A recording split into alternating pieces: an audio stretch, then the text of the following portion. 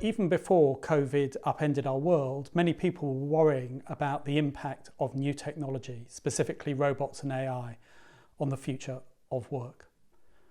And COVID has only added to those worries. You might come across headlines something like this: will COVID-19 speed up the use of robots to replace human workers? Now, I'm meant to be talking about the future, but actually I'm going to spend most of my time talking about the past. But I do have a good excuse. It's because I think that unless we understand the past, we risk making mistakes in predicting the future. I'm going to start in 1589 with a man called William Lee going to see Queen Elizabeth. Not the one on the left. She's old, but not that old. The one on the right. He had invented a machine for knitting the stocking frame, and he wanted a patent so that no one could use that machine without his permission. But the Queen, she was having none of it, telling him, "Thou aimest high, Master Lee.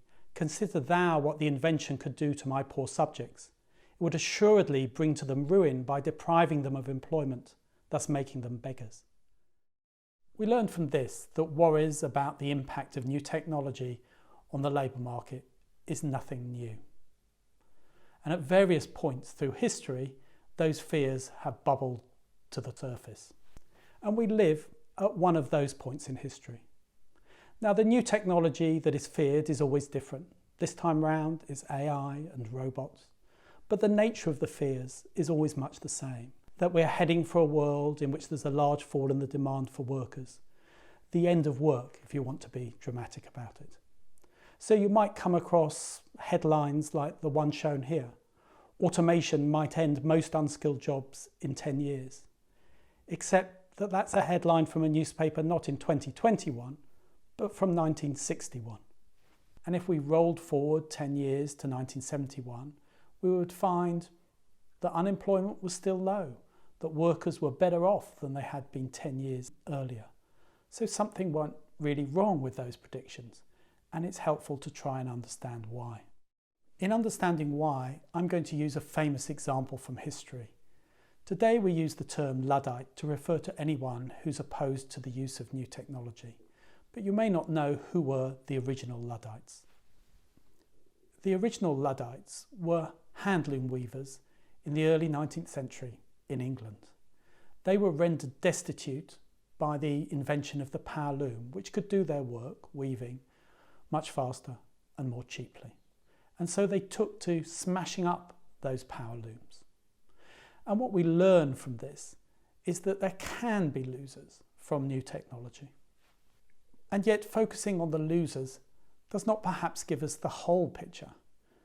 Few of us today, looking backwards, can get worked up about the invention of the stocking frame or the power loom and wish that they had never been invented, and today that we still did knitting and weaving by hand like it was done hundreds of years ago. So by just focusing on the losers, that perhaps we're missing something really quite important. So who else was affected by the invention of the power loom? Well, one of the consequences was that the price of clothing fell, which meant that those people who bought clothing, pretty much everyone, could buy all the clothing they did before, and they'd have some money left over. And what would they do with that money?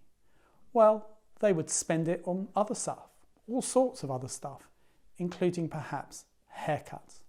And in doing so, they created demand for the workers who produced all that other stuff, including, for example, hairdressers.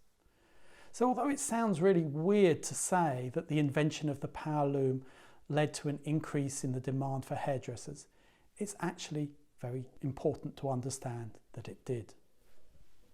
So previous fears about new technology were unfounded because although there were losers in the short run, and those losers were often very visible, there were also people who gained, but those were larger in number, but more diffuse and much harder to see. And over time, the losers tend to disappear from our labour market. People no longer go into the occupations like handloom weaving that have been displaced by the power loom. but there are other jobs for them to go to. And over a long period of time, it's the case that improvements in technology is the main source of improvements in our living standards. And what worries me is when I look at contemporary debates about the impact of robots and AI, is that people seem to be making the same mistakes as they did in the past. At this point, often people say, oh, but this time the nature of the new technology is different. And it's true that there is no guarantee that the present or the future is going to be like the past. But we also need to recognise that every time there have been these fears about new technology, people have said, oh, this time is different. So really you have to be saying, oh, this time is really different. But the problem is it just doesn't really look that way. People have been worrying about the impact of AI and robots for a decade. And yet before COVID, the labour market in many countries looked very robust. Unemployment was the lowest it had been for decades, and employment was at historic highs. So I think you should be really wary of sensational claims that you might come across. Here we see a claim that it's more technically feasible to automate predictable physical activities than unpredictable ones. I agree with that, and I think people will shift to doing activities that are less predictable rather than more predictable. But when you see on this diagram a figure like 78% for predictable jobs, 25% for unpredictable jobs, many people jump to the conclusion that means 78% of these jobs are going to disappear, 25% of those jobs are going to disappear. And I think that's completely wrong. I think those figures are completely meaningless. They tell us nothing about how the total amount of work is going to change, the quality of the jobs, and the earnings of people doing those jobs.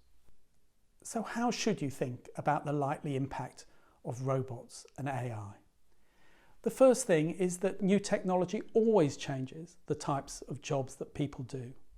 And COVID probably accelerates some of those changes, though it has also had a chilling effect on investment, which is often the vehicle by which new technology is introduced into the workplace.